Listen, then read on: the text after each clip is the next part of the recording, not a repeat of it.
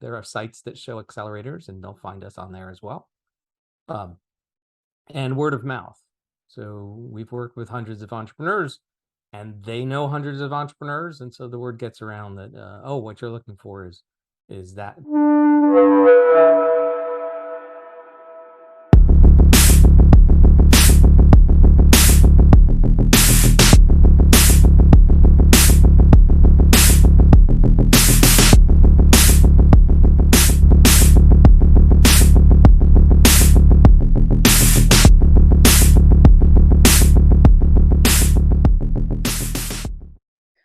This is another episode of the Form Your Own Pack podcast from Founders Pack. My guest today is Luni Libes from Fledge. Luni, thank you for joining me.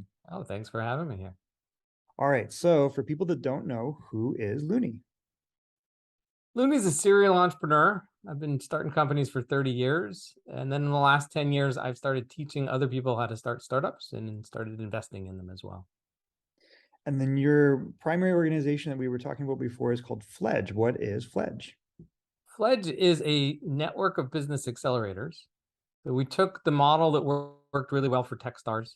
We made a few changes to it. We said, what if we apply it to companies that solve real problems, not just first world problems, not tech companies, but any company?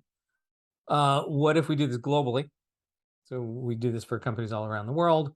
And we changed the investment model as well, because these are not unicorns. These are not the companies that are going to get acquired for billions of dollars. So when you say they're not unicorns and they're not going to be acquired, what does a company that Fledge works with, what do they look like? It's a huge variety. We worked with hundreds of companies. Some of them look like ArcLight. Just to pick out get out of the hypothetical. Okay. Started in Buenos Aires, now operating in Los Angeles. They take any plastic waste and turn it into something of value. Oh. Moment that's artificial rocks that go in concrete. So they look like a manufacturing company on the outside that's doing good for the world by taking waste products. They get paid for the waste products. And in terms of like not a unicorn, well, this is not a software company. We had to actually build a factory. I can get it up and running and ship truckloads of stuff around. So that's one end. On the other end, we can go all the way to Africa. Biggest company we have over there is East Africa Fruits. We brought them through the program in 2014. They're the largest fruit and vegetable aggregator in Tanzania and have been since 2014. We've watched them grow from $100,000 a year in year one to should be 12 million this year in year many, 8, 9, 10, whatever we are. Working with thousands and thousands of farmers, selling to thousands and thousands of retailers, moving food from place to place. Again, no software involved. The technology are trucks and cold storage and cell phones. Very interesting. So how do you find these types of entrepreneurs? They're probably a little bit off the beaten path. Like how do they find you? They're not off the beaten path. They're off the news path. They're not in that crowd that gets the news stories. But there are, I don't know how many, hundreds or thousands or millions of these entrepreneurs. So we've been doing this for 10 years. Fledge has run, God, I lost count already. 24 times we've run sessions around the world in 10 years. The brand is out there, and these entrepreneurs really want help because the news is covering tech because the money and everything else is chasing tech. So they go into Google and they ask for an accelerator that will help them. Okay. Google will help them find it. There are sites that show accelerators, and they'll find us on there as well. And word of mouth. So we've worked with hundreds of entrepreneurs, and they know hundreds of entrepreneurs, and so the word gets around that what you're looking for is that program over there. It could be Fledge, it could be a different brand under our network, it could be the Land Accelerator, Nature Accelerator, and so forth. So as a network of accelerators, what does it look like for the entrepreneur in that type of organization when they either engage with you or a partner? And then they don't see the network. They generally just see one program in one place, and each program has a different theme and a different geography, except mine, which is just impact everywhere. Right, Seattle is mine. But otherwise, they're like literally an entrepreneur. Since the pandemic, a lot of this has been Africa. So it could be an entrepreneur in Africa doing, let's say, avocado oil. And so they found the Land Accelerator. which focuses on food and ag companies restoring land or tree-based foods in Africa. And so they see that, they apply to that, they get in, and unbeknownst to them, they're part of Fledge. Got it. Okay, that's really interesting. And then are you investing in the other accelerators? Is it more of like a pack, no pun intended, but that's kind of the point of forming your own pack, which is we're encouraging people to collaborate, right? Yeah, it's a what is group that? of organizations. So I run Fledge in Seattle, and I run a spinoff called Africa Eats. And then when you look at the map, there's 8 or 9 other logos on the map. Those are all separate organizations running their own programs. And we can and have cross invested. But typically most of the capital is by the organization that's running that one program going into their companies. Very interesting. Okay. All right. And then what are you looking for? I understand global impact. When you're kind of evaluating whether to help someone, what is this, what are the things you're evaluating it against? What's the criteria? So Yeah. it sums up to team impact and odds of success. So team is the same team as everyone else talks about. Impact is scale. So when we see something like ArcLight and it's a global thing that every city needs in the world, that's going to get a lot of points in the rating. Something national scale is going to get fewer points, and if it's something that's like one city, it's not going to get in. And then odds of success go back to the standards in terms of business. How big is it? What's the traction? What's the growth rate? How much capital has been invested? How much capital needs to be invested? How much competition is there, and so forth. So we're a mix of impact and business. We're not pure impact. We're not a nonprofit. We're for profit, and we're not just pure investors looking to maximize returns. We're looking to solve real problems. So, can we solve the plastic problem? Yes. Is this one company going to do it? No, but we'll make a dent, like when it gets big enough. Do we solve every problem of food, in Tanzania? No, but we've solved the problem for millions of people and tens of thousands of farmers, and we're still growing, and so forth. Right? And again, there's hundreds, but it's a short podcast, so we'll just stick with those two. Yeah, that's all right. Okay, so what is one either sector or one company that you're really excited about? Sector is food and ag, and specifically, it's food and ag in Africa. So when the pandemic hit, I was one of the lucky first 100 Americans to get the disease. So I'm recovering from it in March of 2020, and I was worried that the pandemic was going to be bad in Africa, which luckily it hasn't been. And it just turned out that of the 150-ish companies we had invested in at that moment, a large number of them, 25 or so, were food and ag companies in Africa. And longer story than your podcast to explain why, but it's a good market. And so we spun out. We took all those companies out of the Fledge portfolio, spun them into this new thing called Africa Eats. And since the pandemic, I've been spending a lot of time on them. And the reason why, just to keep it nice and short and simple, is there's 1.1 billion people living in sub-Saharan Africa, and they eat every day. And most of those people half of them are kids, and of the other half, most are farmers. 60, 70, 80% of farmers can't get a straight number out of him. But it's way more than half the people are farmers.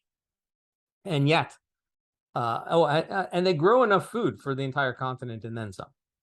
But it gets lost on the way to market. So they wind up having to import food. So, when you talk about big problems of the world, hunger and poverty are pretty big problems of the world. Well, we think that investing in that sector, we can get rid of those, what they call them post-harvest losses. We can actually turn that around so that Africa's feeding Africa, and hopefully turn it around where Africa's feeding other parts of the world as well. And in doing that, we bring more money to the majority of Africans, and we pull up the poverty line. So that's the fundamental for-profit thesis that I work on, and I do this mostly these days in food and ag with a little bit of recycling, a little bit of climate, a little bit of energy on the side. Well, those are all amazing things. That's incredible. And just to clarify, when you say they're lost post-harvest, what does that mean? Oh boy. Some of it is just left in the field because there isn't any way to get it to market. Oh, okay. Some of it is, nice and simple. So let's just say you had a truckload of bananas and you knew where to sell them. You had a buyer in the next town over, the next city over, and you knew a guy with a truck because the farmers don't have vehicles. right? That's way too high up the ladder of development. So you call the guy with the truck, and he throws the bananas in the back of his truck, and he drives them for an hour to market. Yeah, guess what the bottom of the bananas look like? The bottom third of the bananas are no longer edible. They've just been crushed. Interesting. Yeah, because he doesn't have any infrastructure for carrying bananas around. Right? Nobody has that infrastructure except my one company in Tanzania that owns 10,000 plastic crates. Okay, very interesting. And the same thing happens with tomatoes and onions and potatoes and banana and pineapples, and same thing actually happens with corn, with maize and soy and everything else. They just don't have the infrastructure to move this stuff around, and so it gets wasted on the way to market, or it sits in a side. That's a big piece. The next one is for the smaller scale. Well, let's say they grew an acre of maize, and they treated it nicely, and it got put in a handmade wooden silo, and 10-15% of it got eaten by the animals, right? The bugs and the rats and so forth, because that's what happens, right? As opposed to in the US, where it's in a metal silo with some protection against that. That's very interesting. I wouldn't have thought. I was thinking maybe people are stealing it, but No. like basic. It never makes it to market. It's before it gets to a plate, as opposed to the post-consumer losses we see in the States, where our plate has too much food and we throw half of it out, or 20% of it out. Very interesting. All right, if you had only one piece of advice for entrepreneurs, what would that be? Oh God, I wrote a whole book because there isn't one piece of advice for entrepreneurs. I'm sure there's more. Yeah, actually, it was a book series. I've now collapsed it back into one book. It's 450 pages of advice. That's a big book. There's a lot of stuff to teach about entrepreneurship. That's maybe 5% of it. The way I condense down entrepreneurship to one sentence. How about that? Sure.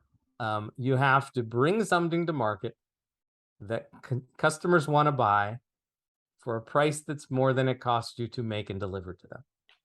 That's it. That's all you have to do as an entrepreneur, right? And then there's 450 pages to help you, inch your way toward that. That is a weighty tome, my friend. That is a lot of pages. So, and the name of the book, by the way, is Next Step. It's called The Next Step. Right. And it walks you step by step through the whole process. That makes total sense. So no longer a series, now one weighty tome. And where can people get that? Exclusively on Amazon. Good spot to get it. It's a very Seattle place, actually. Yeah, and it's easiest for me to just put it on Amazon and forget about it. That makes sense. Well, don't forget about it. We got to keep it in mind. So. I can forget about it. You can find it. Google will point you there. I love it. All right. Well, I want to thank you, first of all, for joining me. I want to be respectful of your time. How do people get in touch with you? Easiest thing to do is to come to my a few websites. Personal website is lunarmobiscuit.com, which I'm not even going to bother to spell. You just type in Luni Libes again to your favorite search engine. It'll find me. Fledge is fledge.co, because the squatter took the .com 40 years ago. And Africa Eats is africaeats.com. Wonderful. What role, and I think a big role, but you can confirm this, what role have partnerships or community played in your success? Oh, God. So Fledge is technically, it's a venture capital fund. But instead of like 3, 4, 5 big LPs, we've created a community of about 100 investors. And so they've made this possible. These are 100 impact investors. And then there's a bunch more that are in Africa Eats. We did a crowdfunding and added 156 more. There's about 200 people, mostly Americans, that are supporting these efforts. And then there are the tens of thousands of entrepreneurs that have at least tried to get some help from Fledge. And thousands that we have helped. So there's a network out there of what we think are great entrepreneurs that are doing good work. These are and then on top of that, there's the hundreds and hundreds and hundreds of mentors that have volunteered their time. So these are all, everything I do is partnerships and networks and communities. I love it. That's amazing. All right. The final thing is, when we have interesting people on the podcast, we'd like you to nominate other interesting people. We typically talk to investors or entrepreneurs. Now, usually they're starting scalable startups, but you don't have to, given your thesis. Yeah. Who would you, Luni, like to nominate as a future guest of the Form Your Own Pack podcast? Have you talked to John Seacrest from Seattle? No, I have not actually, but I Okay, know well, you that got to name. talk to John Seacrest at the Seattle Angel Conference, Oh, now of the Transatlantic Angel Conference. oh wow. Yeah, that's a weighty name too. Does he Yeah. have a weighty tome? Like John I don't think he's I got the book, but he's got 10 years of doing his work, and it's just as impressive. I was gonna say I have met John when I lived in Seattle, so I know who you're talking about, but I don't know him personally, so that would be great. So John, you've been nominated as a featured guest to the Form Your Own Pack podcast. Luni, thank you so much for taking time with me today. We're excited to follow your journey. Oh, thank you so much. Oh, and one final thing is if you ever decide, we have run 6 pitch events all online. We typically run winner takes all, but maybe we can do something more along the themes of the types of companies that are impact investing that you work with. If you would ever either like to be a judge or collaborate on a different type of pitch event, we'd love to invite you to do that. All right, thanks. Happy to. Awesome. This has been another episode of the Form Your Own Pack podcast. We will see you on a future episode of Form Your Own Pack.